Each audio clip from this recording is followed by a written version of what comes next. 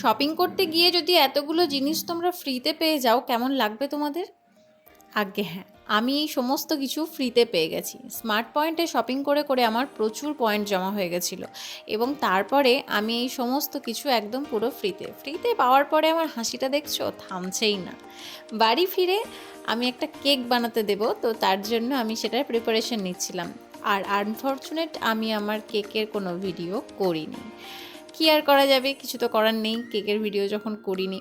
যাই হোক, তো এটা করার পরে আমি চলে যাচ্ছি একদম নেক্সট ডে। আর নেক্সট ডের দিন হচ্ছে আমি খিচুড়ি বানিয়ে নিয়েছিলাম আর বানাচ্ছিলাম মাছ ভাজা। আর যেভাবে বানাচ্ছিলাম সেটা হচ্ছে শাড়ি পরে, চুল টুল না বেঁধে, কোনো রকম কোনো রেডি সেডি না হয়ে একদম শাড়িটা পরে শুধু মাছ ভাজাটা বানাতে চলে এসেছিলাম আর কি। তো এইভাবে হচ্ছে আমার দিনগুলো যাচ্ছে। আর এই সবের মাঝখানে আবার আমার পাত্র দেখাও হচ্ছে।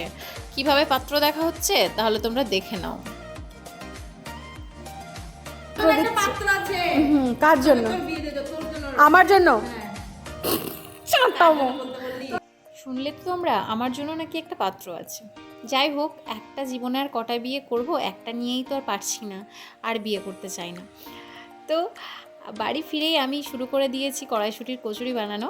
আর কড়াইশুঁটির কচুরি তোমরা কারা কারা খেলে এই শীতকালে অবশ্যই কিন্তু আমাকে কমেন্ট করতে ভুলো না। ভিডিও ভালো লাগলে অবশ্যই একটা লাইক, কমেন্ট অ্যান্ড শেয়ার করো। আর ইউটিউবে যারা দেখছো তারা অবশ্যই আমার চ্যানেল সাবস্ক্রাইব করো। ফেসবুকে যারা দেখছো তারা আমাকে ফলো করতে ভুলো না যদি তোমাদের ভালো লাগে। আর কি বলবো, সবাই ভালো থেকো, সুস্থ থেকো। দেখা হচ্ছে তোমাদের সঙ্গে নেক্সট ব্লগে। টাটা।